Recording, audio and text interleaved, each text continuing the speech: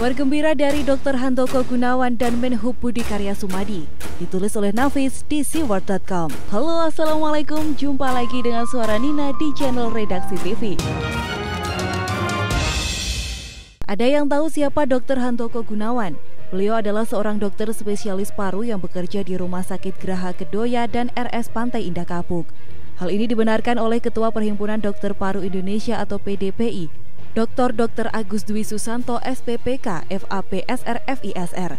Yang membuat nama beliau viral di media sosial adalah karena beliau masih mengabdi untuk membantu pasien terkait virus corona di Indonesia di usianya yang hampir 80 tahun. Bahkan beliau bekerja sampai jam 3 waktu Indonesia Barat dini hari. Dengan kata lain, beliau adalah salah satu orang yang berada di garda depan untuk melawan virus corona ini. Beliau bekerja keras agar pasien mendapatkan perawatan terbaik sehingga tidak banyak yang terkena virus corona ini. Jadi bisa dibayangkan bagaimana jika tidak ada orang seperti beliau. Berapa banyak lagi yang akan terkena virus corona ini? Tapi mirisnya masih saja ada orang yang nyinyir kepada Dr. Handoko Gunawan ini, bahkan mengaitkannya dengan isu SARA. Masih ingat tulisan penulis yang membahas tentang orang yang nyinyir kepada pahlawan corona, Dr. Handoko Gunawan yang masih bekerja keras membantu pasien terkait corona meskipun usianya beliau sudah 80 tahun. Bahkan beliau sampai pulang dini hari jam 3. Alhamdulillah kondisi Dr. Handoko Gunawan sudah pulih.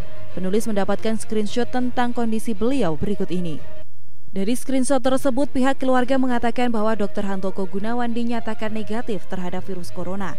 Pada tanggal 24 Maret lalu, beliau sudah diizinkan keluar dari rumah sakit tetapi harus menjalani self-isolation selama 14 hari ke depan di rumah. Tanpa mengurangi rasa hormat, pihak keluarga juga mengatakan jika untuk sementara waktu beliau tidak boleh dikunjungi demi kebaikan kita semua.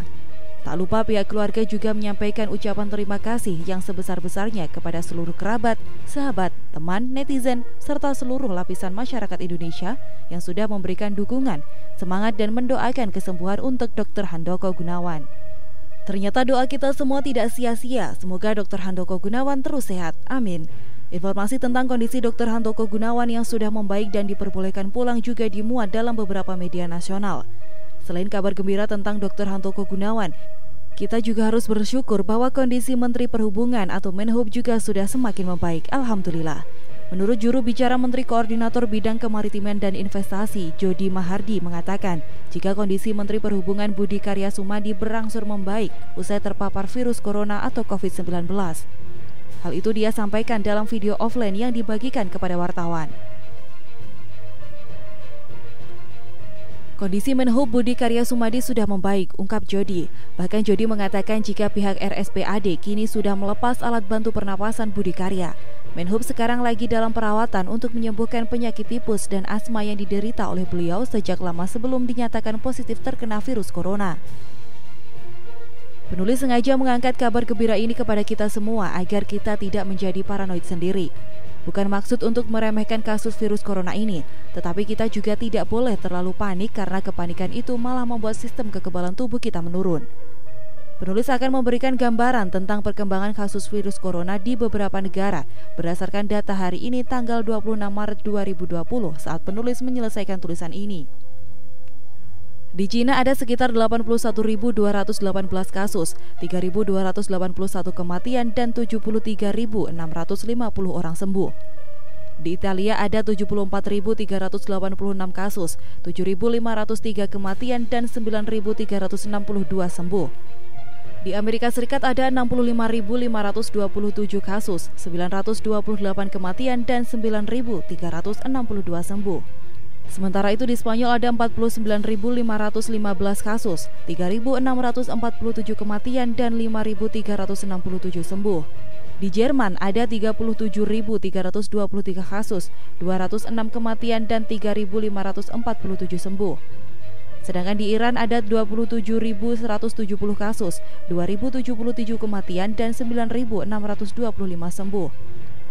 Di Prancis terdapat 25.233 kasus, 1.331 kematian dan 3.900 sembuh. Di Swiss terdapat 10.897 kasus, 153 kematian dan 131 sembuh. Di Inggris terdapat 9.529 kasus, 465 kematian dan 135 sembuh. Dan di Korea Selatan terdapat 9.137 kasus, 126 kematian, dan 3.730 sembuh. Dari informasi di atas, kita bisa melihat bahwa lebih banyak yang sembuh daripada yang meninggal. Jadi mari kita bersikap positif terhadap badai virus corona ini bisa kita lewati bersama-sama. Seorang peraih hadiah Nobel dan ahli biofisika Stanford, Michael Levitt, yang memperkirakan peningkatan jumlah kematian terkait kasus COVID-19 akan terus berkurang dari hari ke hari. Beliau ini adalah orang yang menganalisa jumlah kasus COVID-19 di seluruh dunia pada bulan Januari dan hitungannya dengan tepat menemukan bahwa Cina akan melalui wabah coronavirus terburuknya, jauh sebelum banyak pakar kesehatan memperkirakan. Intinya, dia mengatakan bahwa virus corona ini akan segera berakhir. Kita juga bisa melihat bahwa yang sembuh dari virus corona lebih banyak dari yang meninggal dan yang sudah sembuh mencapai 122.232 orang. Bahkan di RSUP Persahabatan yang merupakan rumah sakit rujukan terkait virus corona, sudah banyak pasien yang sembuh dan hanya sisa 17 orang yang dirawat. Jadi rakyat Indonesia jangan mau terus digempur dengan narasi ketakutan oleh pihak oposisi yang seolah peduli tentang masalah COVID-19 ini. Padahal mereka hanya memanfaatkan virus corona ini untuk menyerang pemerintahan Presiden Jokowi saat ini. Lalu ujung-ujungnya teriak presiden harus istirahat, menyerahkan kekuasaannya kepada Wapres, atau ada juga yang teriak solusinya adalah khilafah. Lihatlah watak mereka tentang virus corona ini. Ketika virus corona menyerang dan menyebar di Cina, mereka lalu teriak ini tentara Allah. Ketika virus corona menyerang Iran, mereka lalu teriak pantaslah karena Iran adalah negara Syiah yang mereka anggap bukan Islam. Ketika virus corona menyerang Arab Saudi, mereka lalu ini ujian tanda akhir zaman. Dan ketika virus corona sampai di Indonesia, lalu mereka teriak turunkan Presiden Jokowi. Jadi sudah paham watak asli mereka yang sebenarnya. Seharusnya saat ini kita bersatu melawan virus corona bersama-sama, tetapi tidak. Mereka malah menggunakan isu corona ini untuk menjatuhkan Presiden Jokowi lagi dan lagi. Akhir kata, semoga Dr. Handoko Gunawan dan Menhub Budi Karya Sumadi kondisinya semakin membaik.